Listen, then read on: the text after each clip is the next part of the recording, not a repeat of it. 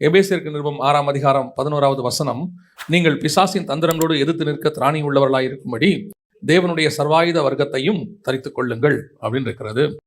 நாம் இந்த சர்வாயுத வர்க்கத்தை பற்றி தான் பார்க்க போகிறோம். குறிப்பாக அதில் ஒரு விஷயத்தை குறித்து தான் நாம் பார்க்க போகிறோம். பொதுவாக நமக்கு 2-3 வகையான போராட்டம் உண்டு என்று வேதம் சொல்லுகிறது. கர்த்தருக்கு சித்தமானால் அதை குறித்தும் இன்னொரு முறை நாம் பார்க்கலாம். அந்த போராட்டங்கள் பொதுவாக நம்ம எல்லாருமே, நான் அடிக்கடி சொல்கிற ஒரு வார்த்தை என்னென்னா, நம்ம இருக்கோ இல்லையோ பழியை தூக்கி பிசாசு மேலே போட்டுருவோம் இல்லையா? நம்ம எது நடந்தாலும் யார் மேலே தூக்கி பழியை போட போகிறோம்? பிசாசு மேலே தான் தூக்கி போட போகிறோம். நாம் நல்ல காலையில் பொங்கல் சாப்பிட்டு தூங்கினாலும் அதுக்கு பேர் யார் தான் காரணம்? பிசாசு என்ன பண்ணுறான்? தூக்கத்தை கொடுக்குறான் அப்படின்றோம். நைட்டு நம்ம 2-3 வரைக்கும் முழிச்சிருந்துட்டு காலையில் ஜபத்துக்கு எழுந்திரிக்காட்டியும் நம்ம என்ன சொல்ல போகிறோம்? காலையில் பிசாசு என்ன பண்ணுறான்? எழுந்திரிக்க விடாமங்கிறான் அப்படிங்கிறோம். சாப்பிடக்கூடாது உருளைக்கிழங்கு எதையாவது நைட்டு நல்லா சாப்பிட்டு மூச்சு அடைச்சிச்சனால பிசாசு போட்டு அமுக்குதுங்கிறோம். அதாவது நாம் சொல்லுவேன், டெய்லி பிசாசு போய் ஆண்டவர் நம்மளை பற்றி குற்றப்படுத்துகிறானா? அப்படி தான் சொல்லுது. நம்முடைய சகோதரர்களை தினம் சொல்கிறான், இரவும் பகலும் குற்றப்படுத்துகிறவன் அப்படின்னு இருக்கு. நம்மளை பற்றி ஆண்டவர்கிட்ட குற்றப்படுத்துவானா? அவன் நான் நினைக்கிறேன் அவன் அப்படி பண்ணுற குற்றத்தில் ஒன்று என்னென்னா, இவனுக்கு நான் செய்யாததெல்லாம் செஞ்சேன்னு சொல்கிறாங்க ஆண்டவரே தான் சொல்ல போகிறான் போய். ஆனால் வேதம் சொல்லுகிறது, நமக்கு மாம்சத்தோடு ரத்தத்தோடு மாத்திரம் அல்ல, அந்தகார லோகாதிகளோடும் வானமண்டலத்தின் பொல்லாத சேனைகளோடும் நமக்கு என்ன இருக்கிறது? ஆமாம். அப்போ எதிர்த்து நிற்கிறதுக்கு என்ன செய்யணும் அப்படின்னு சொன்னால் வேதம் சொல்லுகிறது, சர்வாயுத வர்க்கத்தை தரித்து கொள்ளுங்கள் அப்படின்னு இருக்கிறது. இந்த சர்வாயுத வர்க்கம் அப்படின்னா என்ன அப்படின்னா, தலை முதல் சர்வ ஆயுதம் வர்க்கம் அப்படின்னா தலையிலேருந்து கால் வரைக்கும். எப்படி ஒரு ராணுவ வீரன் இப்போ இருக்க ராணுவ வீரர்கள் மாதிரி இல்லை, அப்போ ராணுவ வீரர்கள் தலையிலேருந்து ஹெல்மெட்லேருந்து ஆரம்பிப்பாங்க, கையில் காலில் ஷூஸ் வரைக்கும் முடியும். அதை பற்றி தான் அவர் சொல்கிறார், ஆர்மர் ஆஃப் காட் அப்படிம்பாங்க இங்கிலீஷில். அதுக்கு பின்னாடி இடத்துல சொல்கிறார் சர்வாயுத வர்க்கம்னா என்ன அப்படிங்கிறத சொல்லிக்கிட்டே வரார். இதே மாதிரி இதுக்கு ஆப்போசிட் ஆல்டர்னேட்டாக இன்னொன்றும் இருக்குது. 1 சாமுவேலின் புஸ்தகம் 17ஆம் அதிகாரத்தில் கோலியாத்தை பற்றி இருக்கும். நீங்கள் பார்த்துருப்பீங்கன்னு நினைக்கிறேன். உங்களுக்கு தெரியாமல் இருக்காது கோலியாத்தை பற்றி. கோலியாத்துக்கு மட்டும் ஒரு விசேஷம் இருக்கும். என்னன்னு கேட்டிங்கன்னா, இந்த சர்வாயுத வர்க்கத்தை அவனும் தரித்திருப்பான். அவனை பற்றியும் அங்கே ஒரு எக்ஸ்ப்ளனேஷன் இருக்கும். அவனுடைய ஹெல்மெட்டில் ஆரம்பித்து பாதரட்சை வரைக்கும் இருக்கும், எல்லாமே இருக்கும். அவன் பிடிச்சிருக்கிற ஈட்டி என்ன, வெயிட்டு, அவன் போட்டிருக்கிறது என்ன, எல்லாமே இருக்கும் அந்த இடத்துல. இது கோலியாத் என்பது தாவீதை பற்றி சொல்லும் போது வேதம் சொல்லுகிறது, அவன் பண்ணுகிற யுத்தம் கர்த்தருடைய யுத்தம் அப்படின்னு இருக்கும். நீங்கள் இந்த ஸ்பிரிச்சுவலாக பார்த்தீங்கன்னா, தாவீது ஜெயிக்கிறது முதல்ல கோலியாத்தை தான் இருக்கும். அவன் ஆரம்பிக்கிறதே கோலியாத்துக்கு தான் ஆரம்பிப்பான். முதலாவது அவன் வீட்டுறது அவன் தலையை தான் வெட்டி எடுப்பான். அதாவது இயேசு கிறிஸ்து முதலாவதாக பிசாசை தான் தலையை நசுக்கினார் என்று சொல்லி நாம் பார்க்கிறோம். கோலியாத் என்பது அதற்கு அடையாளமாக இருக்கிறது. அது நிறைய ஸ்பிரிச்சுவல் ட்ரூத் இருக்குது அதுக்கு பின்னாடி. அதாவது சில காரியங்கள்லாம் இருக்குது. எப்படி கையால் பெயர்க்கப்படாத கல் அப்படின்னு சொல்கிற மாதிரி ஒரு கூழாங்கல் தான் வச்சிருப்பான், அதை வச்சு தான் அடிப்பான். அது இயேசு கிறிஸ்துக்கான அடையாளமாக இருக்கிறது. இப்படி கோலியாத்துக்கிட்டையும் ஒரு சர்வாயுத வர்க்கம் இருக்கிறது, பிசாசுகிட்டையும் ஒரு காரியம் இருக்கிறது, உலகத்துக்கிட்டையும் ஒரு சர்வாயுத வர்க்கம் இருக்கிறது, நம்மகிட்டையும் ஒரு சர்வாயுத வர்க்கம் இருக்கிறது. நம்மை குறித்து ஆண்டவர் சொல்லியிருக்கிறார். பொதுவாக பல நேரத்தில் என்னால் ஏன் இதை ஃபேஸ் பண்ண முடியல, ஓவர் கம் பண்ண முடியல, ஏன் இந்த மாதிரி சுச்சுவேஷன் நான் இப்படி ஆயிடுறேன் அப்படின்னு சொல்லும் போது அதற்கு ஒரு பதிலாகத்தான் வேதம் நமக்கு இதை கொடுத்து வச்சிருக்கிறது. நமக்கு 3 வகையான பிரச்சனைகள் இருக்கிறதுன்னு வேதம் சொல்லுது. 1 மாம்சத்தோடும் ரத்தத்தோடும், 2வது துரைத்தனங்களோடும் அதிகாரங்களோடும், 3வது பிரபஞ்சத்தின் அதிபதியோடும் வானமண்டலத்தின் பொல்லாத 3 வகையான காரியங்கள் இருக்கிறது. இதை நம்ம பின்னாடி இன்னொரு நாள் பார்க்கலாம். அப்போ இதை ஓவர் கம் பண்ணுறதுக்கு என்ன செய்யணும்? ஏன்னா பவுல் இதை 3த்தையும் சந்திச்சிருக்கிறார். சந்திச்சுட்டு தான் அவர் இதை ஓவர் கம் பண்ணுறதுக்கான என்ன செய்யணுங்கிறத புரிஞ்சுக்கிட்டு தான் நமக்கு அது ஒரு டிஸ்கிரிப்ஷனாக எழுதுகிறார். பல நேரங்களில் பல விதங்களிலே நாம் இந்த போராட்டத்தை சந்திக்கிறோம். சிலர்லாம் சொல்கிறாங்க, விடணும்னு நினைக்கிறேன் விட முடியல, மேற்கொள்ளணும்னு நினைக்கிறேன் மேற்கொள்ள முடியல, அப்புறம் சில நேரங்களில் ஜெயிக்கணும்னு நினைக்கிறேன் என்னால் ஜெயிக்க முடியல, அதுக்கப்புறம் தோத்த பிறகு திருப்பி அந்த உணர்வு வருது, ஐயோ நான் செஞ்சுட்டேனே விழுந்துட்டேனே, நான் திருப்பி எழுந்துருச்சு நான் ஜெயிக்கணும், திருப்பியும் ஒரு ஆசை வருது. ஸோ இந்த ஒரு போராட்டம் இருக்கு இல்லையா? இந்த போராட்டத்தில் நாம் நிறைய காரியங்கள் செய்ய வேண்டியிருக்கு. அது ஏதோ 1-2 விஷயத்தில் முடிகிற விஷயம் இல்லை. தலை முதல் கால் வரைக்கும் ரட்சண்யம் என தலைச்சீரால் ஆரம்பிக்குது, அப்படிதானே? ஆயத்தம் என்னும் பாதரட்சை வரைக்கும் வருது, ஃப்ரம் ஹெட் டு ஃபுட் அப்படி இருக்குது, ஃபுல்லாகவே இருக்கிறது. அப்படி இருக்கும் பொழுது அதில் மிக முக்கியமாக ஒரு விஷயத்தை மாத்திரம் நாம் இன்னைக்கு பார்க்க போகிறோம். வாசிங்க, எபேசியருக்கு நிருபம் 6ஆம் அதிகாரம் 17வது வசனத்தை வாசிங்க. ரட்சண்யம் என்னும் தலைச்சீராவையும் தேவ வசனமாகிய ஆவியின் பட்டயத்தையும் எடுத்துக்கொள்ளுங்கள். இந்த பட்டயம் இருக்கு பார்த்தீங்களா, இதை குறித்து தான் நாம் இன்னைக்கு பார்க்க போகிறோம். இந்த பட்டயம் வேதத்தை பொறுத்த வரைக்கும் வசனம் என்பது நமக்கு தெளிவாக தெரிகிறது. அந்த வசனம் சொல்லுகிறது, தேவ வசனமாகிய ஆவியின் பட்டயத்தையும் எடுத்துக்கொள்ளுங்கள். அப்போ பட்டயம் என்பது ஒரு வசனம், நம்ம கையில் இருக்கிறதான இந்த வசனம் தான். பொதுவாக சபை என்பது வசனத்தின் அடிப்படையில் தான் கட்டப்படுகிறது. ஆவிக்குரிய வாழ்க்கை வசனத்தின் அடிப்படையில் தான் கட்டப்படுகிறது. ஒரு வசனம் இல்லாமல் உங்களால் ஒரு நாள் கூட வாழ முடியாது. நிறைய பேர் பைபிள் வாசிக்காம ரொம்ப ஈஸியாக இருக்கிறாங்க. எனக்கு ஆண்டவர் உணர்த்துறது என்னன்னா, நீங்கள் ஒரு நாளைக்கு சாப்பிடாம இருக்கீங்கன்னு வச்சுக்கோங்களேன், காலையிலேருந்து சாயங்காலம் வரைக்கும் லைட்டாக உங்களுக்கு ஒரு டயர்ட்னஸ் வரும், உங்களுக்கு தெரியும், அந்த டயர்ட்னஸ் உங்களுக்கு தெரியும். 2வது நாள் சாப்பிடாம இருக்கீங்கன்னு வச்சுக்கோங்களேன், அதுக்கப்புறம் இன்னும் கொஞ்சம் டயர்ட்னஸ் தெரியும், கொஞ்சம் தூக்கமாக வரும், கொஞ்சம் படுக்கணும் போல தோணும், எல்லாம் இருக்கும். நான் சொல்கிறது ஃபாஸ்டிங் ப்ரேயர் அப்போ சொல்கிறேன், நீங்கள் பார்த்துருப்பீங்க. 3வது நாள் 4வது நாள் ஆக ஆக ஆக நீங்கள் அதில் பழகிட்டீங்கன்னா அதுக்கப்புறம் அந்த ஃபாஸ்டிங் 20 நாள்லாம் இருப்பாங்க. அப்படியே பார்த்தீங்கன்னா அவங்க கேஷுவலாக இருப்பாங்க. அதுக்கப்புறம் சரீரம் எப்படி இருக்கும்னு கேட்டிங்கன்னா அதுக்கு பழகிடும். அதே மாதிரி தான் உங்கள் ஆத்மா வசனம் இல்லாம வாழ பழகிருச்சுன்னு வச்சுக்கோங்களேன், ஆட்டோமேட்டிக்காக உங்களுக்கு வசனம் இல்லாம வாழ்ற வாழ்க்கை ஒண்ணு வந்துடும். அதே மாதிரி தான் வசனம் இல்லாவிட்டால் உங்கள் ஆத்மா வீக் ஆகும். உங்களுக்கு தெரியவே தெரியாது, வீக் ஆகிட்டே போகும். ஒரு இடத்தில் உங்கள் ஆத்மா செத்து போகும். அதுதான் இருக்கிறதுலே ரொம்ப கொடுமையான ஒரு விஷயம். நமக்கே தெரியாது. இப்போ சாப்பிடாம இருந்தா பாடி வீக் ஆகிறது தெரியும், ஆனா வசனம் இல்லாம ஆத்மா வீக் ஆகிறது தெரியாது. அது நல்லா இருக்கிறவங்களுக்கு தெரியும். அதோட வாழ பழகிட்டவங்களுக்கு, அது கூடவே அப்படியே ஜேர்னி பண்றவங்களுக்கு தெரியும் கன்ஃபார்மா இந்த வசனம் இல்லாம நம்மளால என்ன செய்ய முடியாது, ஒண்ணுமே செய்ய முடியாது. ஏன்னு சொன்னா வசனம் என்பது ஒரு டேஸ்ட், அது ஒரு விதமான சந்தோஷம். அது இல்லாமல் உங்களால் இருக்க முடியாது. அதுவும் வசனத்திலையும் ரெவலேஷன் ஒன்று இருக்கு, வெளிப்படுத்தின விசேஷம் இல்லை, வசனத்துக்குள்ள இருந்து ஒரு வெளிப்பாடு. அதை நீங்க டேஸ்ட் பண்ண ஆரம்பிச்சிட்டீங்கன்னா அதை உங்க இருதயம் வாஞ்சிக்க தொடங்கிடும். அதுக்கப்புறம் அது இல்லாம ஒரு அந்த லைஃப் ஏதோ ஒரு நீங்க விட்டா மாதிரி இருக்கும், ஏதோ ஒன்று நமக்கு இல்லை, லைஃப்ல லாஸ் ஆன மாதிரி இருக்கும். அந்த ஒரு லைஃப் ஸ்டைலுக்குள்ள தான் நீங்க வரணும். அப்போ இந்த வசனமானது, இன்னொன்னு சொல்றேன், டெய்லி வசனம் படிக்கிறதுங்கிறது பழக்கம், அது ஒரு ஹேபிட். நான் அதை குறையா சொல்லலை, ஆனா வசனத்தை தியானிப்பது தான் முக்கியம். நான் சொல்ல உங்களுக்கு புரியுதா? வசனத்தை படிக்கிறது நல்லது, ஆனால் அதனால் கிடைக்கக்கூடிய பலனை விட அது ஒரு 10% தான் வச்சுக்கோங்களேன். வசனத்தை தியானிப்பது தான் ரிமைனிங் 90%. நிறைய பேருக்கு ஹேபிட் இருக்கு, வசனம் படிக்கிற ஹேபிட் இருக்கு. கேட்டா சொல்லுவாங்க, இன்று வேதம் வாசித்தீர்களா? ஆம் அப்படின்றவாங்க. என்ன வாசிங்க, என்ன கர்த்தர் அதுலேருந்து பேசினாரு, அதுக்கு பதிலே இருக்காது. அப்போ வசனத்தை தியானிக்கும் போது தான் அதுலேருந்து கிடைக்கக்கூடியது தான் உங்க ஆத்மாவுக்கு பலன். அப்போ இந்த வசனத்துல பட்டயம் அப்படின்னு இருக்கு இல்லையா, இந்த பட்டயத்துல வசனத்துல பல வகை இருக்கு. நம் வாழ்க்கைக்கு தேவையான பட்டயத்தை எப்பப்போ என்னென்ன பட்டயம் எடுக்கணும்னு உங்களுக்கு தெரியணும். அதான் ரொம்ப இம்பார்ட்டன்ட். வீட்டில் வேலை செய்யும் போது பாருங்க, நீங்க ஒரு கத்தி வச்சிருப்பீங்க இல்லையா? எங்க அம்மாலாம் 2-3 வகையான கத்தி வச்சிருப்பாங்க. அது பயங்கர. எங்க அம்மாலாம் ஒன்று பார்த்தீங்கன்னா, இந்த இஞ்சி பூண்டு சீவுறதுக்கு ஒரு சின்ன கத்தி ஒன்று வச்சிருப்பாங்க. தேங்காய் பற்ற போகிறதுக்குன்னு ஒரு கத்தி வச்சிருப்பாங்க. அது அதை விட கொஞ்சம் என்னவா இருக்கும், ஸ்ட்ராங்காக இருக்கும், அந்த கத்திலாம் இருக்கும். அப்புறம் சிக்கன் மட்டன் வாங்கிட்டு வந்தால் அதை வெட்டுறதுக்கு என்ன பண்ணுவாங்க, ஒரு கத்தி வச்சிருப்பாங்க. இந்த மாதிரி ஒவ்வொரு விதமான ஒரு கத்தி இருக்கும். அதே மாதிரி தான் நம்முடைய ஆவிக்குரிய வாழ்க்கையில் நம்ம ஓடி முடிக்கிற வரைக்கும் நிறைய பட்டயங்கள் இருக்கு. அப்பப்போ அந்தந்த பட்டயத்தை எடுத்தாதான் முடியும். நாம ஒரே பட்டயத்தை எல்லாத்துக்கும் யூஸ் பண்ணவும் முடியாது. ஆனால் வசனம் ஒன்று தான். இப்போ இயேசு கிறிஸ்து எடுத்துக்கொள்ளுங்களேன், ஒரு இடத்துல வசனம் சொல்லுது, அவர் கிருபை பொருந்தினவராய் பேசினார். அப்படிதானே இருக்குது, கிருபை பொருந்தினவராய் பேசினார். அடுத்து இன்னொரு இடத்துல இருக்கு, முகதாட்சண்யம் இல்லாதவராய் பேசினார். இங்க எப்படி இருக்கு, கிருபையா பேசுறாரு. அங்க எப்படி பேசுறாரு, மூஞ்சில் அடிச்ச மாதிரி பேசுறாரு. நம்ம பாஷையில சொன்னோம்னா முகதாட்சண்யம் இல்லாமல் பேசினார். இன்னொரு இடத்துல கோபம் மூண்டவராய் பேசினார் இல்லையா? கோபம் மூண்டவராய், பெத்சாயிதாவே, கப்பர்நகூமே, உனக்கு ஐயோ, அப்படி ஒரு இடத்துலயும் பேசுறாரு. ஒரு இடத்துல பேசும்போது தாகமாய் இருக்கிறவன் என்னிடத்தில் வரக்கடவன். ஒரு இடத்துல பேசும்போது நான் உன் பாவம் உனக்கு மன்னிக்கப்பட்டது, நானும் உன்னை நியாயத்திருக்கிறேன். ஒருத்தருக்கு பரிசேயருக்கு ஒரு மாதிரி பேசுறாரு, விசுவாசிக்கு ஒரு மாதிரி பேசுறாரு, சீஷர்களுக்கு ஒரு மாதிரி பேசுறாரு. வசனம் என்பது பட்டயம். அப்போ ஒவ்வொருத்தருக்கும் ஒவ்வொரு விதமான பட்டயத்தை அவர் யூஸ் பண்ணுகிறார். ஆனா வசனம் ஒன்று தான். யூஸ் பண்ற மெத்தட் அதான் ரொம்ப இம்பார்ட்டன்ட். அப்போ சபைக்கு பேசும்போது கர்த்தர் எப்படி பேசுகிறார் என்று வேதம் சொல்லுகிறது. வாசிங்க, வெளிப்படுத்தின விசேஷம் 2ஆம் அதிகாரம் 12வது வசனம் வாசி. நீ பெர்கமு சபையின் தூதனுக்கு நீ எழுத வேண்டியது என்னவெனில், இருபுறமும் கருக்குள்ள பட்டயத்தை உடையவர் சொல்லுகிறதாவது. அப்படின்னா என்ன அர்த்தம்? இருபுறம் கருக்குள்ள பட்டயம் அப்படின்னா என்ன? இயேசு கிறிஸ்துவை பத்தி டிஸ்கிரிப்ஷன் சொல்லும்போது, நாங்க இப்பதான் சமீபத்தில் அதை படிக்கும் போது கர்த்தர் உணர்த்தினாரு. வெளிப்படுத்தின விசேஷம் 1ஆம் அதிகாரத்துல இயேசுவை பத்தி டிஸ்கிரிப்ஷன் இருக்கு. தமது வலது கரத்திலே 7 நட்சத்திரங்களை ஏந்தி கொண்டிருந்தார். அவர் வாயிலிருந்து இருபுறமும் கருக்குள்ள பட்டயம் புறப்பட்டது. அவருடைய முகம் வல்லமையாய் பிரகாசிக்கிற சூரியனை போல் இருந்தது. இந்த இடத்துல 1ஆம் அதிகாரத்துல முழுக்க பாத்தீங்கன்னா இயேசுவை பத்தி, அதாவது இப்படிதான் இயேசு இருப்பாருன்னு உங்களால அங்க கெஸ் பண்ண முடியாது. ஒவ்வொன்றுமே எக்ஸாம்பிளா இருக்கும். தலை வெண் பஞ்சை போல் இருந்தது, கண்கள் அக்கினி ஜுவாலையை போல் இருந்தது. அதே மாதிரிதான் அவருடைய வாயிலிருந்து இருபுறம் கருக்குள்ள பட்டயம் புறப்பட்டது. அப்படின்னா வார்த்தை. ஆனா அந்த வார்த்தை எப்படிப்பட்டதாக இருக்கிறது என்று வேதம் சொல்லுது, இருபுறமும் கருக்குள்ள பட்டயம், 2 பக்கமும் ஷார்ப்பா இருக்குது அப்படின்னு இருக்கு. பொதுவா நீங்க வீட்டில் வாங்குற கத்தியெல்லாம் பாத்தீங்கன்னா ஒரு பக்கம் தான் ஷார்ப்பா இருக்கும், இந்த பக்கம் தான் ஷார்ப்பா இருக்கும், அதை வெட்டுவீங்க. நீங்க எந்த பக்கம் பார்த்து இளநீ வெட்டி கொடுக்குறாருல, நீங்க கடைக்கு போய் இளநீ குடிப்பீங்க, அந்த இளநீ கட்டி பாருங்க, ஒரு பக்கம் தான் என்னவா இருக்கும், ஷார்ப்பாக இருக்கும், ஒரு பக்கம் ஷார்ப்னஸ் இருக்காது. இருபுறம் என்னன்னா 2 பக்கம் ஷார்ப். இது இந்த ஒலிம்பிக் போட்டிலாம் கத்தி சண்டை போடுவாங்க பார்த்துருக்கீங்களா? அது பார்த்தீங்கன்னு சொன்னா 2 பக்கமும் ஷார்ப்பா இருக்கும், பக்கத்துக்கு எந்த பக்கம் குத்தினாலும் உள்ள போகும், அந்த மாதிரி உள்ளது. அதான் பைபிள் சொல்லுது, இருபுறமும் கருக்குள்ள பட்டயத்தை உடையவர் சொல்லுகிறதாவது. அப்படின்னா என்ன அர்த்தம்? இந்த பட்டயம், இந்த வசனமானது சபைக்கு, இது முக்கியமா ஆண்டவர் பேசுறது சபைக்கு. சபைக்கு பேசுகிற வசனம் எப்படிப்பட்டதாக இருக்கிறது? 2 பக்கமும் வெட்டக்கூடியதாக இருக்கிறது. அதாவது கேட்கிறவங்களையும் வெட்டும், பேசுறவங்களையும் வெட்டும். 2 புறமும் அது என்ன செய்து வெட்டக்கூடியதாக இருக்கிறது. பொதுவாக நாம வசனத்தை படிக்கும் பொழுது ஒரு சாரார், பெரும்பான்மையானவர்கள் வசனத்தை யாருக்கோ தான் படிப்பாங்க. இப்போ அது குறிப்பா ஊழியக்காரங்க இருக்கிறாங்க. ஊழியக்காரங்க பார்த்தீங்கன்னா இப்போ சனிக்கிழமையான மெசேஜ் ப்ரிப்பேர் பண்ணுவாங்க. பண்ணும்போது ஞாயிற்றுக்கிழமை சபைக்கு செய்தி கொடுக்கணும் தான் அவங்க மெசேஜ் ப்ரிப்பேர் பண்ணுவாங்க.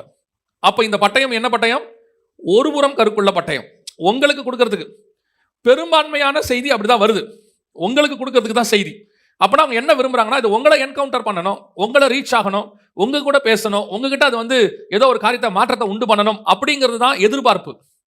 இந்த எதிர்பார்ப்பு உங்ககிட்டயே இருக்கும். நீங்க யார்கிட்டயே போய் பேச போறீங்க, ஒரு விஷயத்த சொல்றீங்க, சொல்ற அந்த விஷயம் உங்க லைஃப்ல இருக்கா, சொல்ற அந்த விஷயம் உங்களுக்குள்ளே காணப்படுகிறதா, அதான் கேள்வி.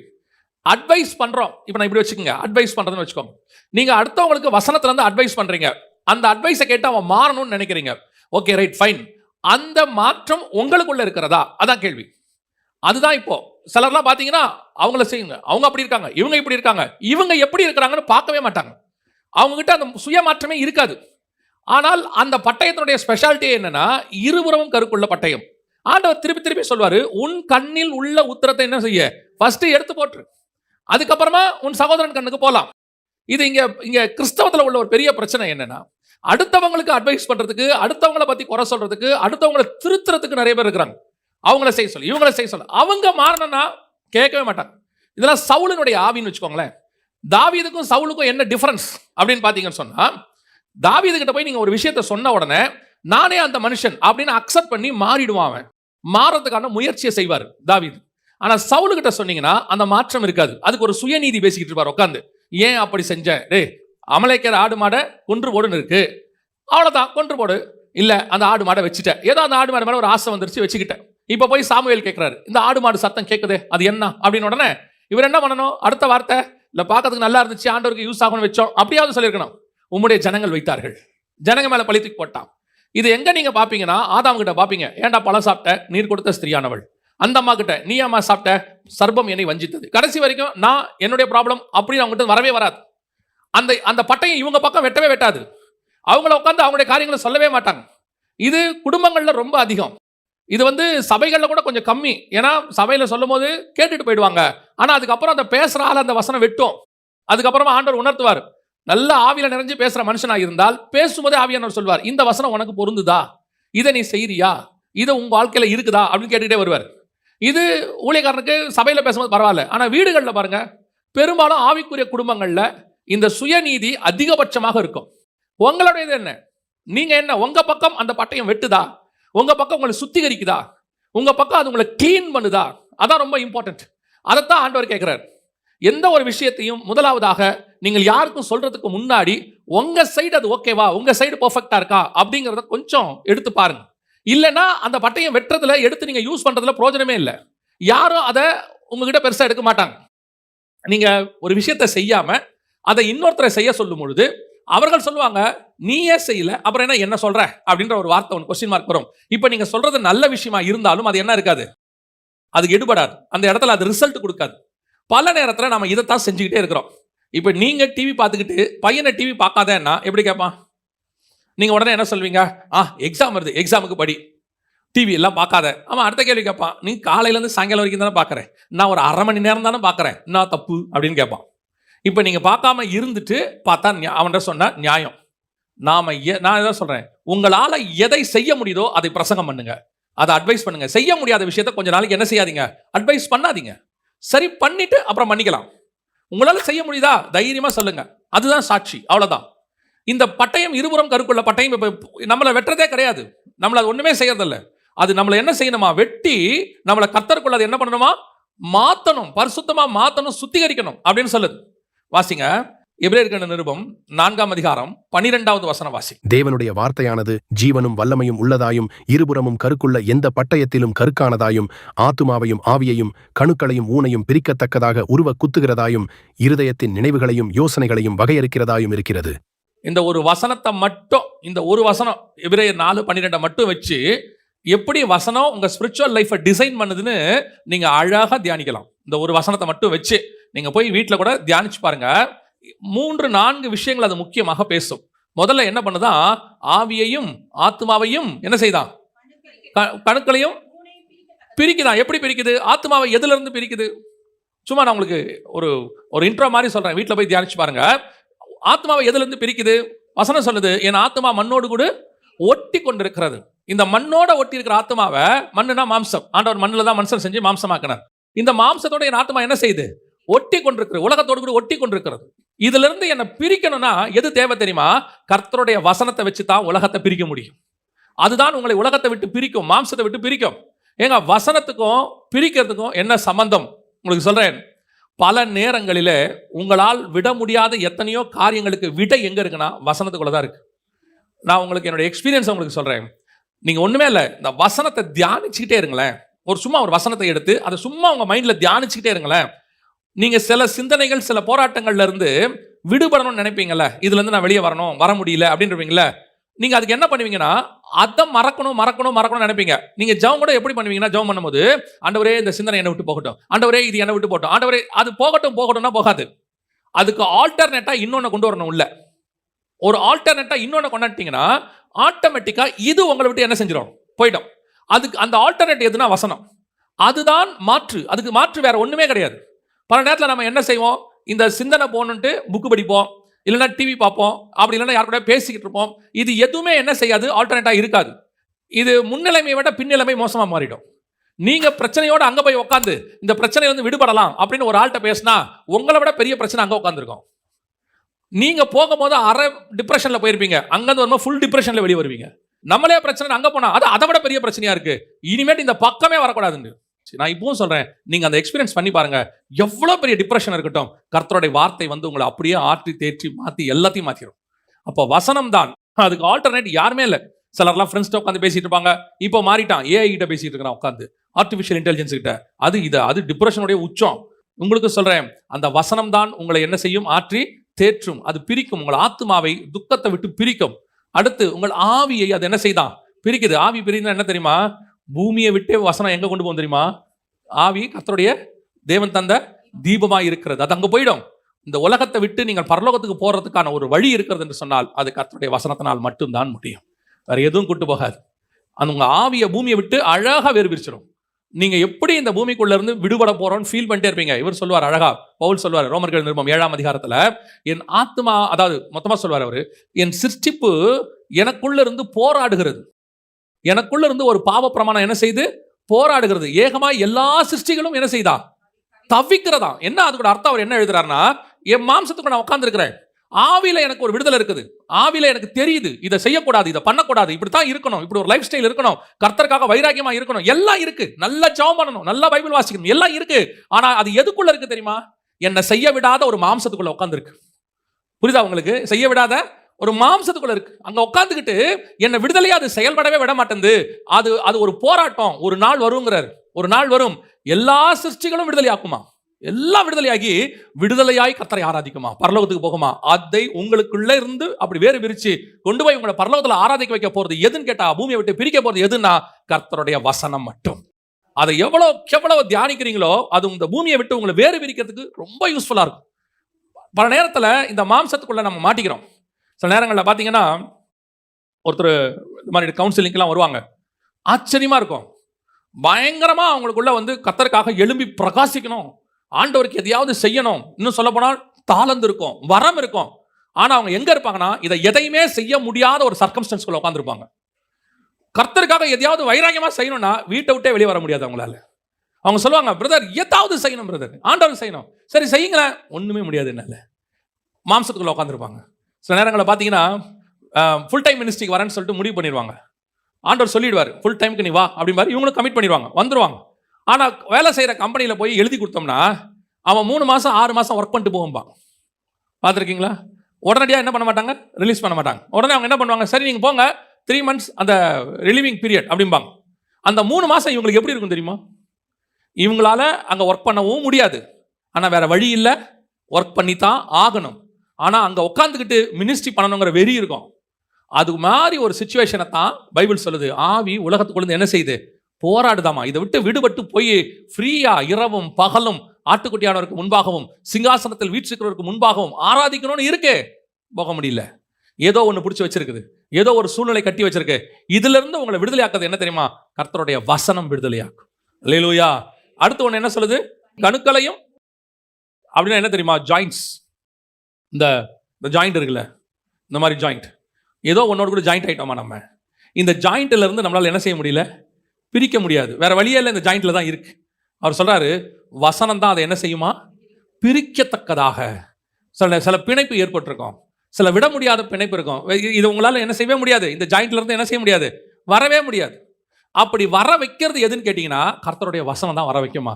நல்லா தெரிஞ்சுக்கொள்ளுங்க, ஜாயிண்ட்ல இருந்து பிரிப்பார்னா என்ன அர்த்தம் அப்படின்னா, கர்த்தர் உன்னை அப்படி ஒரு கட்டிலிருந்து விடுதலையாக்குவார்னு அர்த்தம். விடுதலையாய் நீ செயல்படுவதற்கு கர்த்தர் வாய்ப்பு கொடுப்பார்னு அர்த்தம்.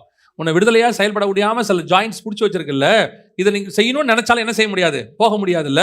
அப்படி போக வைப்பதற்கு கர்த்தர் என்ன கொடுப்பார், உங்களை அந்த விடுதலையை கொடுப்பார்னு இருக்கு. அதுக்கான வாய்ப்புகளை ஏற்படுத்தி கொடுப்பார், கதவை திறந்து கொடுப்பார். அதைத்தான் சொல்லப்பட்டிருக்கு. அதனால கவனிச்சுக்கொள்ளுங்க, வசனத்தை நல்லா புரிஞ்சுக்கொள்ளுங்க. இந்த வசனம் என்ன சொல்லுது அப்படின்னு சொன்னா, உங்கள் ஆத்மாவை இந்த பாவத்தை விட்டு, மண்ணை விட்டு, உங்கள் ஆவியை இந்த பூமியை விட்டு, உங்களுடையதான ஊனையும் அணுக்களையும் என்ன செய்தான், பிரிக்கத்தக்கதாக, அந்த ஜாயின்ட்ஸ் அதுல இருந்து பிரிக்கத்தக்கதாக வசனம் உதவும். எப்பேற்பட்ட கட்டு, எப்பேற்பட்ட பிடிப்பு, எப்பேற்பட்ட பிணைப்பு, நீங்க விரும்பாதது, அதாவது பாவம் சொல்றேன், விரும்பாத பாவம். ஒரு இடத்துல அவர் சொல்வாரு, நான் விரும்பாததையே செய்கிறேன் அப்படிம்பார். நான் எதை செய்யக்கூடாது நினைக்கிறேனோ அதையே செய்கிறேன். நான் எங்க இருக்கக்கூடாது நினைக்கிறேனோ அங்கேயே இருக்கிறேன். நான் எந்த யாரை பார்க்கக்கூடாது நினைக்கிறேனோ அவங்களே பார்க்குறேன். ஏன்னா வழி இல்லை, அதான் சிச்சுவேஷன். அப்படிதான் நான் இருக்கிறேன். நான் நினைக்கிறேன் இப்படிலாம் இருக்கக்கூடாதுன்னு, ஆனா என்னால முடியல, நான் அங்கே தான் இருக்கிறேன். அதுக்கு தான் ஆண்டவர் சொல்றாரு, உன்னை இதுல இருந்து விடுதலையாக்குறது ஒன்று இருக்குன்னா, கர்த்தருடைய வசனம் உன்னை விடுதலையாக்கி அந்த இடத்திலிருந்து நீ விரும்புகிறபடி, ஸ்பிரிச்சுவலா நான் சொல்றேன், ஸ்பிரிச்சுவலி விரும்புகிறதை கர்த்தருடைய வசனம் செய்கிறது. அல்லேலூயா. அப்ப இருபுறம் கருக்குள்ளதுன்னா என்னன்னா, முதலாவதாக நம்மை அது சரிப்படுத்துகிறது, நம்ம சைடு நாம் அதை மாறுவதற்கு. இதே நேரத்தில் இப்ப நீங்க வாசிச்சீங்களா ஃபர்ஸ்ட் வசனம், அதாவது வெளிப்படுத்தின விசேஷம் 2:12 வாசிங்க. நீ பெர்கமு சபையின் தூதனுக்கு நீ எழுத வேண்டியது என்னவெனில், இருபுறமும் கருக்குள்ள பட்டயத்தை உடையவர் சொல்லுகிறதாவது. இப்ப இந்த வசனத்தை வாசிங்களேன், 149வது சங்கீதம் 8வது வசனம் வாசிங்களேன். அவர்கள் வாயில் கர்த்தரை உயர்த்தும் துதியும், அவர்கள் கையில் இருபுறமும் கருக்குள்ள பட்டயமும் இருக்கும்.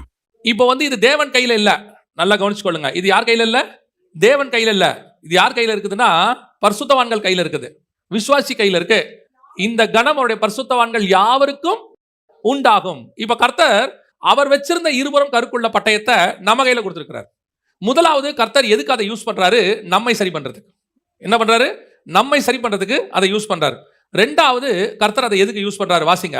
வெளிப்படுத்தின விசேஷம் 19ஆம் அதிகாரம் 21வது வசனம் வாசி. மற்றவர்கள் குதிரையின் மேல் ஏறி இருக்கிறவருடைய வாயிலிருந்து புறப்படுகிற பட்டயத்தால் கொல்லப்பட்டார்கள். இந்த வசனம் என்ன சொல்லுதுன்னா, இப்ப இவர் வாயிலிருந்து பட்டயம் புறப்படுறதுனா கத்தி வந்துச்சுன்னு அர்த்தம் இல்ல. இவர் வாயிலிருந்து என்ன வருது, நியாய தீர்ப்பின் வசனம் வருது. ஆவியானவற்ற 3 காரியம் இருக்கு. ஒன்று, பாவத்தை குறித்தும் நீதியை குறித்தும் நியாய தீர்ப்பை குறித்தும் கண்டித்து உணர்த்துவார். அப்ப ஆவியானவற்ற நியாய தீர்ப்பின் வசனமும் இருக்கு. இப்போ கர்த்தரிடத்துல சுத்திகரிக்கிற வசனம் இருக்கு, நம்மளை உருவாக்குற வசனம் இருக்கு. கர்த்தர் நம்மளை என்ன பண்றாரு, நம்மளை வச்சு அதை சரி பண்றாரு, பர்ஃபெக்ட் ஆக்குறாரு. அந்த வசனமும் இருக்கு, அதுல மாற்று கருத்து இல்லை. அதே நேரத்தில் இப்ப கர்த்தர் என்ன பண்றாரா, இன்னொரு பக்கம் இருக்கு பாருங்க, அந்த பட்டயத்துக்கு, இந்த வசனத்துக்கு இன்னொரு பக்கம் இருக்குல்ல, 2 சைடு ஷார்ப்னஸ் இல்ல, ஒன்னு நம்மளை சரி பண்ணுது, இன்னொன்னு இருக்குல்ல, அது எதுக்கு தெரியுமா, நியாய தீர்ப்பு கொடுப்பதற்கு. அவருடைய வாயிலிருந்து கருக்குள்ள பட்டயம், அவர் வாயிலிருந்து பட்டயம் புறப்பட்டது, அதனாலே குதிரையின் மேல் ஏறி இருந்தவர்கள் எல்லாரையும் என்ன செஞ்சுச்சா, அது வெட்டி போட்டுச்சு. அப்பனா உங்க வாயிலிருந்து இன்னொரு அதிகாரத்தை கர்த்தர் கொடுத்தார், அத்தாரிட்டி. ஒன்று உங்களை சரி பண்றது ஒரு பக்கம், இன்னொன்னு நீங்கள் ஜெயிக்கிறது, பரிசுத்தவான்களுக்கான கணம்.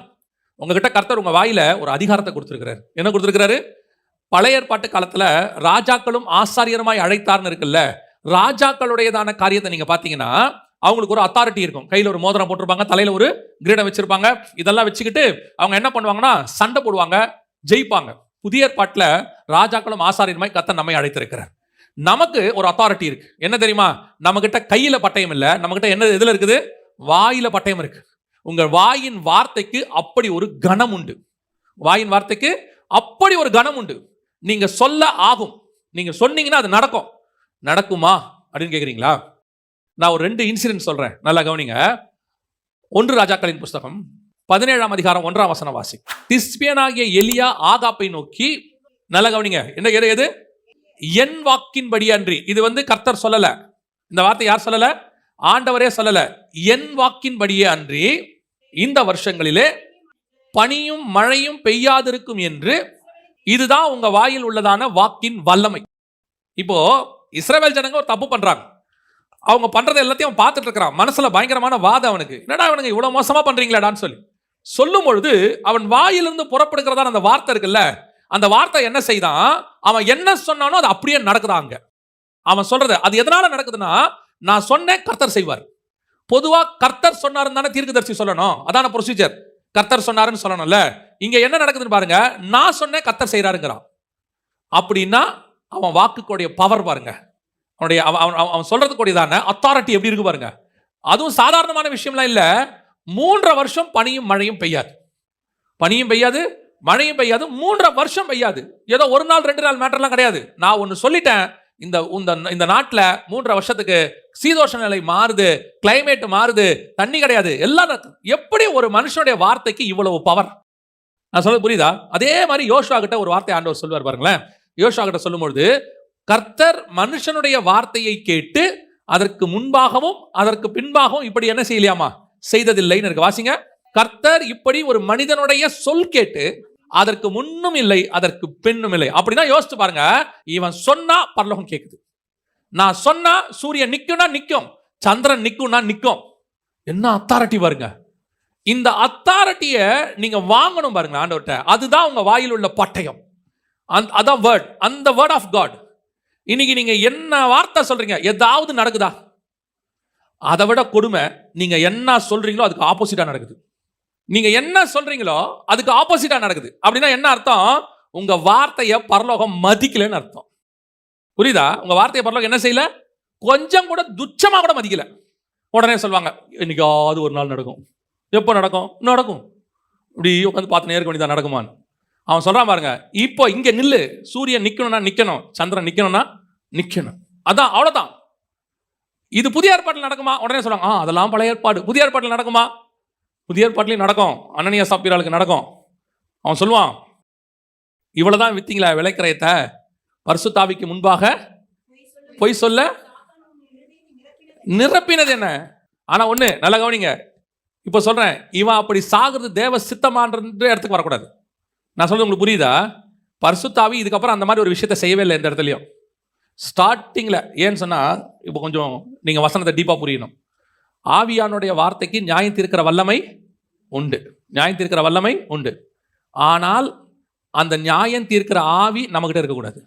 இப்போ இயேசுகிட்ட அக்கினி இறக்கி என்ன செய்யுங்க, இந்த ஜனங்களை பட்சித்து போடுங்கன்னு சொன்ன உடனே கர்த்தர் கேட்ட கேள்வி என்ன? நீ என்ன ஆவி உடையவன்? எனக்கு அதிகாரம் இருக்கு, நான் சொன்ன அக்கினி என்ன செய்யும், இறங்கும், நான் சொல்லிட்டு அது நடந்துரும். ஆனா நான் சொல்ல மாட்டேன். ஆனா பேதுரு சொல்லிட்டாரு, அவ்வளவுதான். ஆனா அதுக்கப்புறம் பேதுரு என்ன செய்யல, ஒரு இடத்துல கூட சொல்லவே இல்லை. அவர் தான் செத்தாரே ஒழிய அவர் யாரையும் என்ன செய்யல, சாகடிக்கல. நம்ம வார்த்தைக்கு என்ன உண்டு, வல்லமை உண்டு. அப்ப அதை எதுக்கு யூஸ் பண்ணணும்னு இருக்குது. அதை எதுக்கு என்ன செய்யணும், நம்ம யூஸ் பண்றோம். அந்த நியாய தீர்ப்பு வார்த்தையை எதுக்கு யூஸ் பண்றோம்? பல நேரங்களிலே நாம் என்ன செய்யறோம் அப்படின்னு கேட்டா, இந்த அத்தாரிட்டியை மிஸ்யூஸ் பண்ணுவோம். இந்த வார்த்தையை, நியாய தீர்ப்பின் வார்த்தையை கர்த்தர் எதுக்கு வச்சிருக்கிறாரு? பிசாசை விரட்டுறதுக்கு, சில நேரத்துல திருத்தறதுக்கு, மனுஷனை திருத்தறதுக்கு. பவுல் சொல்றாரு, அவனை நரகத்திற்கு தப்பும்படி சாத்தானிடத்தில் நான் ஒப்பு கொடுக்கிறேன். இப்போ அவர் சொல்றாரு, இவனை சாத்தா வந்து பிடிச்சிக்கடா அப்படின்னு சொல்றாரு. அவரோட அர்த்தம் என்ன? சாத்தா வந்து பிடிச்சி வாதிப்பான்.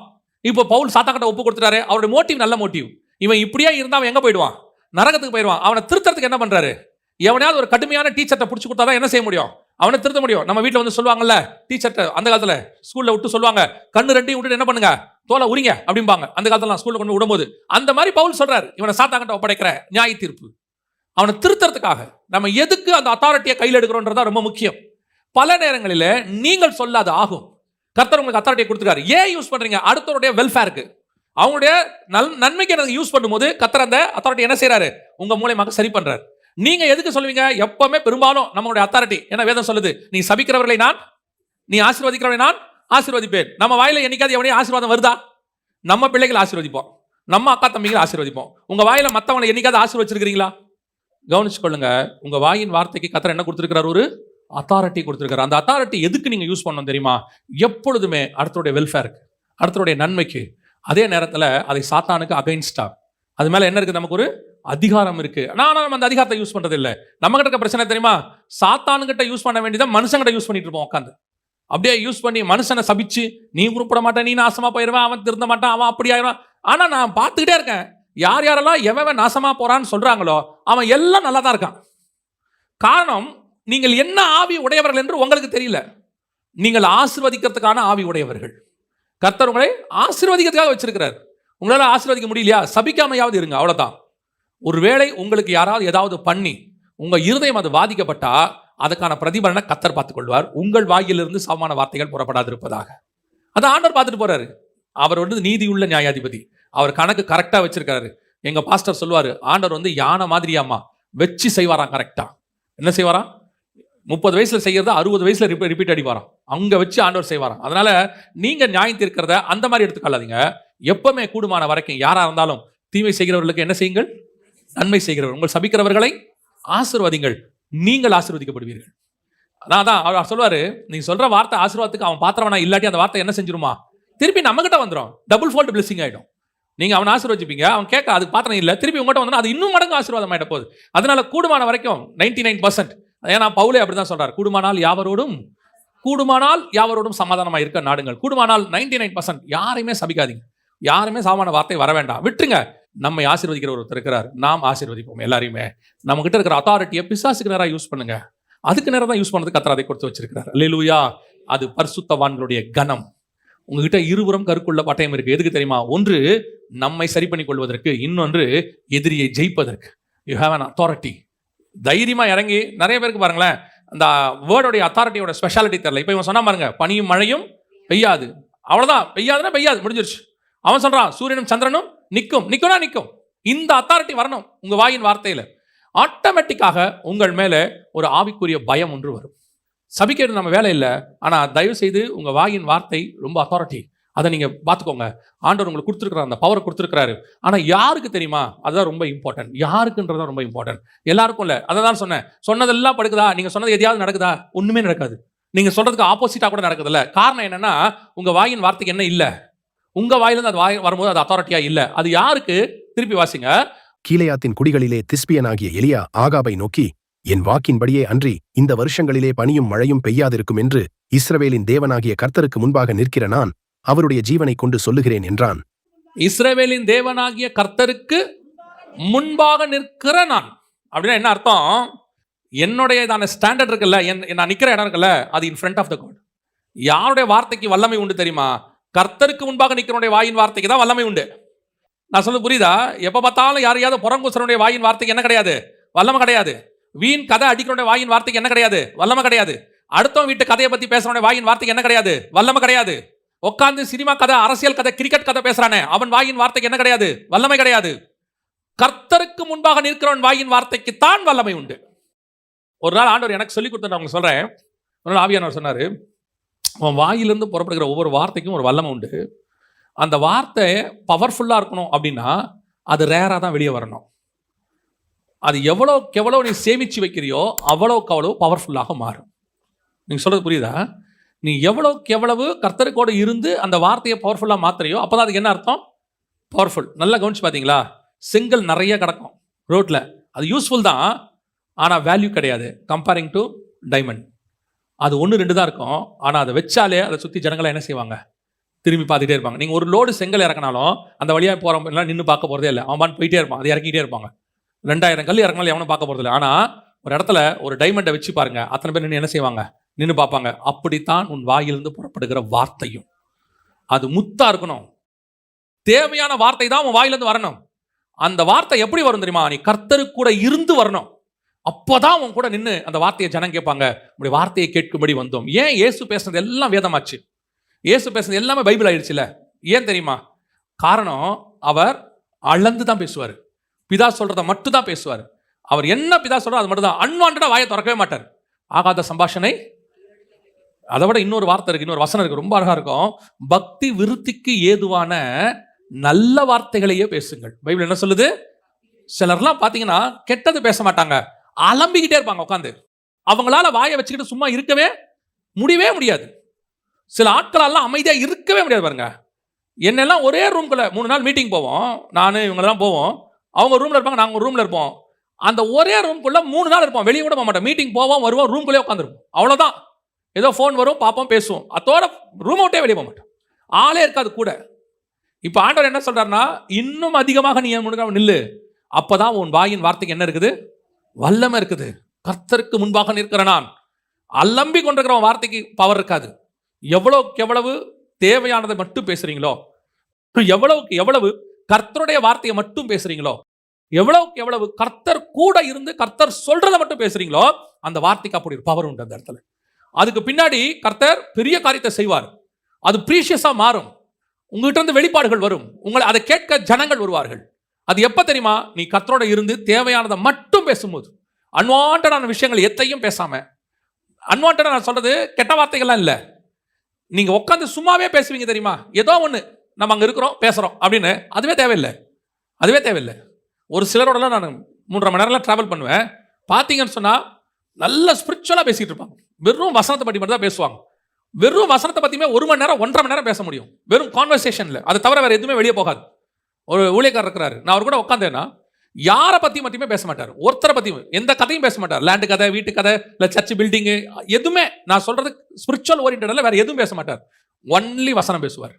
ஒன்லி பைபிளை பற்றி பேசுவார். அவங்களோட பேசும்போது பார்த்தீங்கன்னா அவ்வளோ ரெவலேஷன் நம்மகிட்ட இருந்து வரும். அவ்வளோ ரெவலேஷன் அவங்ககிட்ட இருந்து வரும். அந்த வார்த்தை அவ்வளோ ப்ரீஷியஸாக இருக்கும். அதைத்தான் வேதம் சொல்லுது. நீ கர்த்தருக்கு முன்பாக நின்று கொண்டிருந்து அந்த வார்த்தையை பேசும்போது பரலோகம் உற்று கவனிக்கும். நீங்க என்ன பேசுறீங்கன்னு கவனிக்கும். நீங்க சொல்றதை பரலோகம் கனப்படுத்தும்.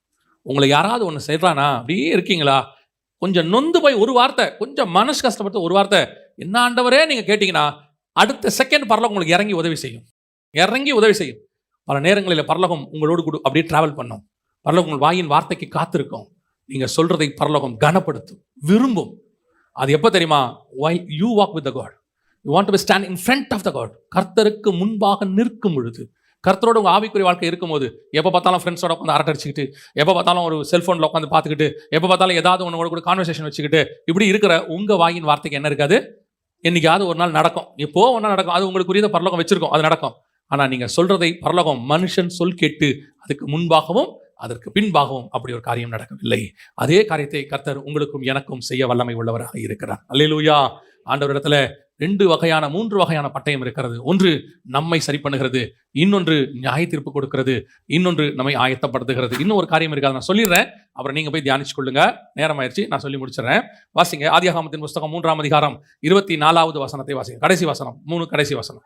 ஜீவ விருட்சத்திற்கு போகும் வழியை காவல் செய்ய ஏதேன் தோட்டத்திற்கு கிழக்கே கேருபீன்களையும் வீசிக்கொண்டிருக்கிற சுடரொளி பட்டயத்தையும் வைத்தார். இது இன்னொரு வகையான பட்டயம். அதாவது எல்லா பக்கமும் சுழண்டுகிற கத்தி. ஃபர்ஸ்ட் நம்ம என்ன பார்த்தோம்?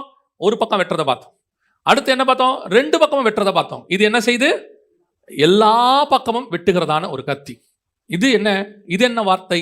இந்த வார்த்தை எதை குறிக்கிறது? முதல் வார்த்தை என்னை உருவாக்குகிறது. 2வது வார்த்தை நியாய தீர்ப்பு கொண்டு வருகிறது. 3வது வார்த்தை இது எதை குறிக்கிறது? இப்போ இந்த ஃப்ளேமிங் ஸ்வாட், வீசுகிற சுடரொளி பட்டயம், எல்லா பக்கம் இருக்கிற பட்டயத்தை தாண்டி அந்த பக்கம் போனாதான் ஜீவ விருட்சத்துக்கு காவல் செய்யும் வழி. அந்த பக்கம் தான் என்ன இருக்குது? ஜீவ விருட்சம், நித்திய ஜீவன் இருக்கிறது. ஜீவ விருட்சம்னா நித்திய ஜீவன் அர்த்தம். எப்படி சொல்றீங்கன்னா 3:22 வாசிங்க பார்ப்போம். 3:22. பின்பு தேவனாகிய கர்த்தர், இதோ மனுஷன் நன்மை தீமை அறியத்தக்கவனாய் நம்மில் ஒருவரைப் போல் ஆனான். இப்பொழுதும் அவன் தன் கையை நீட்டி ஜீவ விருட்சத்தின் கனியையும் பறித்து புசித்து என்றைக்கும் உயிரோடிராதபடிக்கு செய்ய வேண்டும் என்று. என்றைக்கும் உயிரோடுகிறாதபடிக்கு அப்படின்னா என்ன அர்த்தம்? அந்த கனி ஜீவ விருட்சம்னா ஜீவ மரம். அந்த மரத்தோடைய பழத்தை சாப்பிட்டுட்டா அவன் என்னைக்கும் உயிரோடு இருப்பான். அப்படின்னா அதுக்கு பேர் தான் நித்திய ஜீவன். அந்த பழத்தை சாப்பிட்டா என்ன கிடைக்கும்? நித்திய ஜீவன் கிடைக்கும்னு அர்த்தம். ஆனா அந்த பழத்தை நீங்க சாப்பிடணும், நித்திய ஜீவன் உங்களுக்கு வேணும்னா நீங்க இன்னொரு கத்தியை தாண்ட வேண்டியிருக்கிறது. இன்னொரு பட்டயத்தை என்ன செய்ய வேண்டியிருக்கு? தாண்ட வேண்டியிருக்கு. அது என்ன பட்டயம்? அதுதான் உங்களை முழுவதுமாக சாகடிக்கிற பட்டயம். அந்த பட்டயம் என்ன செய்து? 4 பக்கமும் சுத்துது. ஃப்ளேமிங் ஸ்வாட், டர்னிங் எவ்ரிவேர், எல்லா பக்கமும் சுத்துது, அத்தனை பக்கமும் சுத்துது. ஆனா இப்போ நான் அந்த ஜீவ விருட்சத்தை சாப்பிடணும், நித்திய ஜீவனை, இதான் கடைசி கத்தி, இதான் கடைசி பட்டயம். நான் அந்த ஜீவ விருட்சத்தை சாப்பிடணும், அந்த பக்கம் போகணும், அதை நான் பெற்றுக்கொள்ளணும் அப்படின்னா ஒன்று தான் இருக்கு. அந்த பக்கத்துக்கு நான் போறதுக்கு, இந்த பக்கத்துக்கும் நான் அந்த பக்கத்துக்கு போறதுக்கும் என்கிட்ட இருக்கிற ஒரே ஒரு தடை என்ன தெரியுமா? அது நான் போனா வெட்டும். எதை வெட்டும்? என் மாம்சத்தை வெட்டும். நான் மாம்சம் இல்லாதவனாய், பரிசுத்த ஆவியிலே சுத்திகரிக்கப்பட்டவனாய், மாம்சத்தை சிலுவையில் அறைந்தவனாய் இனி ஜீவிப்பது நான் அல்ல, கிறிஸ்துவே என்கிற நிலைக்கு வரும்பொழுது அந்த ஜீவ விருட்சத்தின் கனியை புசிப்பதற்கு எனக்கு வாய்ப்பு கிடைக்கிறது. அல்லேலூயா. அப்ப நான் அந்த பக்கம் போறதுக்கு என்னை எது சுத்திகரிக்குது? பரிசுத்த ஆவியினால் உண்டான வசனம் என்னை சுத்திகரிக்குது. அது நமக்கு எல்லாரும் தெரிஞ்ச வசனம். சங்கீதத்தின் புஸ்தகம் 119:9 வாசிங்க பார்ப்போம். வாலிபன் தன் வழியை எதனால் சுத்தம் பண்ணுவான்? அவர் வசனத்தின்படி தன்னை காத்து கொள்ளுகிறதுனாலே. அந்த வசனம் உன்னை என்ன செய்து? சுத்திகரிச்சு காத்துக்கிறது. 2 வசனங்கள் மட்டும் வாசிங்க, முடிக்கலாம். 1 தீமோத்தேயு 4:5 வாசிங்க பார்ப்போம். தேவ வசனத்தினாலும். அப்ப எதனாலே பரிசுத்தமாக்கப்படும்? தேவ வசனத்தினால் பரிசுத்தமாக்கப்படும். முதல்ல உங்க ஆவிக்குரிய வாழ்க்கையை வசனத்தினால காத்து கொள்ளணும். 2வது என்ன செய்யணும்? பரிசுத்தமாக்கணும். அந்த பரிசுத்தமாக்க ஆக்க ஆக்க ஒரு இடத்தில் உங்களை ஆவியானவர் சுத்திகரித்து ஆவியாய் மாற்றுவார். அந்த வசனத்தை வாசிங்க, முடிக்கலாம். 1 கொரிந்தியர் 6:11 வாசிங்க பார்ப்போம். 1 கொரிந்தியர் 6:11. கர்த்தராகிய இயேசு கிறிஸ்துவின் நாமத்தினாலும் நமது தேவனுடைய ஆவியினாலும் கழுவப்பட்டீர்கள், பரிசுத்தமாக்கப்பட்டீர்கள். தேவ ஆவியினால் என்னமாக்கப்பட்டீர்கள்? பரிசுத்தமாக்கப்பட்டீர்கள். ஒன்று வசனம், இன்னொன்று ஆவியானவர். இதான் ஆவியின் பட்டயம். ஆவியானவர் உன்னை பரிசுத்தமாக்குறார், வசனம் உங்களை பரிசுத்தமாக்குறது. ஆவியின் பட்டயம் உங்களை என்னவாக்குது? சுத்திகரித்து பரிசுத்தமாக்கி அந்த ஃப்ளேமிங் ஸ்வாட் அதை தாண்டி அந்த பக்கம் கொண்டு போகுது. அல்லேலூயா. அதுதான் பரிசுத்த ஆவியினால் கொடுக்கப்பட்ட வார்த்தை. இந்த வார்த்தை உங்களை முதலில் உங்களை சுத்திகரிக்கும், அடுத்து நியாயம் தீர்க்கும், கடைசியாய் நித்திய ஜீவனை கொடுக்கும். அல்லேலூயா. அந்த ஆண்டவர் அழகா சொல்றார்ல, இது என்னுடைய மாம்சமாய் இருக்கிறது, வாங்கி புசியுங்கள். என் மாம்சத்தை புசித்து இந்த பாத்திரத்தில் பானம் பண்ணுகிறவனுக்கு என்ன உண்டு? நித்திய ஜீவன் உண்டு. மாம்சம் என்பது என்ன? கர்த்தருடைய வார்த்தை. அவர் அப்பத்தை எடுத்து பிட்டு, அப்பம் என்பது எதுக்கு அடையாளமா இருக்கிறது? வசனத்துக்கு அடையாளமாக இருக்கு. கர்த்தருடைய வார்த்தையை நீங்கள் அதிகமாய் உட்கொள்ள உட்கொள்ள உட்கொள்ள நீங்கள் பரிசுத்தமாக்கப்படுகிறீர்கள். ஆவியானவர் உங்களை என்ன செய்யறாரு? பரிசுத்தமாக்குறாரு. உங்கள் பலகீனங்களிலே கொஞ்சம் கொஞ்சமா விடுதலையாக்குவார். ஒரு காலத்துல உங்களால அந்த பலகீனத்தை மேற்கொள்ள முடியாம இருந்துச்சு, அப்புறம் அந்த பலகீனத்தை உங்களால கொஞ்சம் தடுத்து நிறுத்த முடிஞ்சிச்சு. ஒரு நாள் வரும், அந்த பலகீனத்தை நீங்கள் ஜெயிப்பீர்கள். நான் சொல்றது புரியுதா? சில பலகீனங்கள் நம்மளால என்ன பண்ண முடியல, ஜெயிக்க முடியாம ஃபெயிலியர் ஆகிட்டு இருந்தோம்.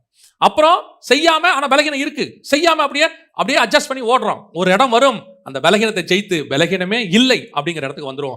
இதை கொண்டு வரது யாருன்னா பரிசுத்த ஆவியானவரும் வசனமும். அல்லேலூயா. உங்களை நித்திய ஜீவனை சுதந்திரிக்க வைக்கிறது கர்த்தருடைய வசனம். வசனம் 3 முக்கியமான காரியங்களை செய்கிறது. நம்ம ஜெபம் பண்ணலாமா? எந்திரிக்கலாமா? தேவ சமூகத்துல நம்முடைய கரங்களை ஆண்டவருக்கு நேராக உயர்த்தி, ஆண்டவரே, உம்முடைய வசனம் எனக்குள்ளே கிரியை செய்யட்டும். என் ஆவிக்குரிய வாழ்க்கை உம்முடைய வசனத்தினால் அஸ்திவாரம் விடப்படுவதாக.